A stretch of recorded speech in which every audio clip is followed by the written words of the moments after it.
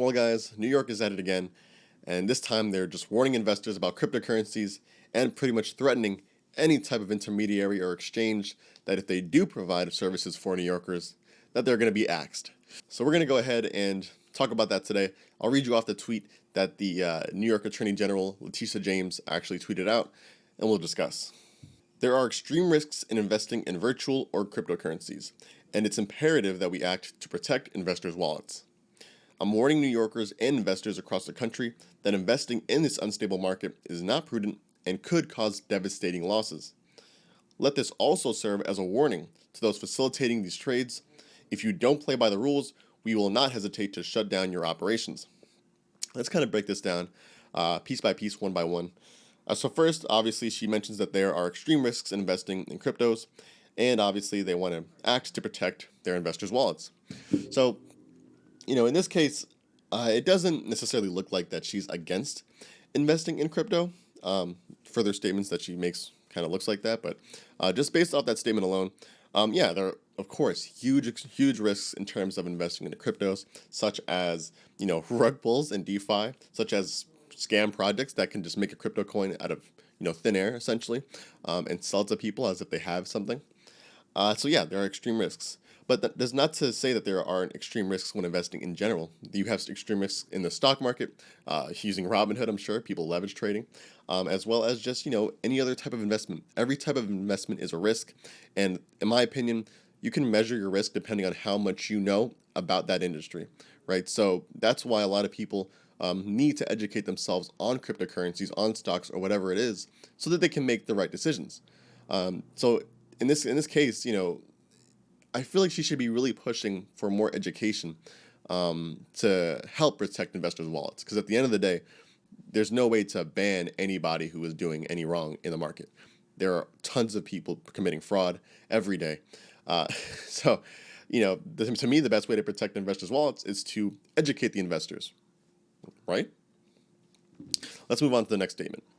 So she mentioned that she was warning New Yorkers and investors across the country that investing here could cause devastating losses. And that's pretty much what she was kind of what we touched on earlier. Yes, plenty of people have lost a lot of money in crypto, whether it be due to forgetting their private key, due to investing in the scam projects, due to rug pulls, all that stuff. So not only do people lose money in crypto, but they also lose money in any other type of investment that they are not familiar with. So that's why doing your research, again, is kind of the main thing. But let's get on to this next one. This next part is the real kicker here. She goes ahead and warns crypto exchanges or anyone facilitating trades that if they don't play by the rules, they won't hesitate to shut down their operations. Oh, God. Why the threats? You know what I'm saying? What's going on with these threats, bro? And the unfortunate part is that if you're looking at it at face value, it's like, okay, yeah, that makes sense. If people aren't playing by the rules, if they're not doing what the rules state that are most likely in favor of the consumer, then they'll shut them down. What's wrong with that? Well, the issue is that the rules that are being imposed by the SEC and any kind of, honestly, government facility, especially based in New York, for these crypto exchanges, they're very, very strict. For example, something in New York, what they have is called the bit license, which is almost impossible to get. And it's funny that I think only a couple of companies have it, like some of the huge ones.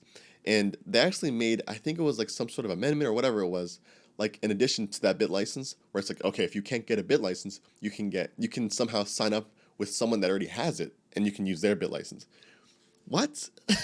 Why not make it convenient and somehow like an easy way to apply for it in the first place, right? This is what I mean when I say that New York sucks in terms of innovation on cryptocurrencies, because it just seems like they don't understand how the space works. So instead of taking the proactive view and educating themselves, they choose to take like a defensive stance where it's like, all right, it's almost like, all right, we don't get it, so chances are you guys don't get it. So we're going to make sure that, no one gets scammed, so we're going to ban everything. What? When instead they could easily do the research, talk to experts in the space that have been around for quite some time, and, educate the public based off that. Because again, this is a very new space, very, very new market. Bitcoin was only invented in 2009. It's like the lack of accountability is what really disgusts me. When you instill fear into people, their brain shuts off and they don't care about whatever it is, right? That was the problem with cryptos in the beginning. that a lot of people just didn't get into it because they didn't know about it, and because they saw that the media was just all about talking about only people in the black market use it. It's a scam. It's made out of thin air. It's very unfortunate that people like that probably saw that stuff a couple years ago, and maybe just now, after they see Elon Musk invest over $1 billion worth of his money into it, they're like, "Oh wow, maybe it is legit," you know. So to me, it's horrible to see tweets like this. And that's why I responded to the tweet on my own Twitter account. I mentioned that the statement was disgusting, because it's just so sad to see people who are supposed to be, again, top tier leaders of our of our state, of our country, whatever, speaking like this about new innovative technology when everyone else around the world is building and really bringing it forward. And New York and I guess North Korea are like the last people to do any good with it. It really sucks. And I don't know.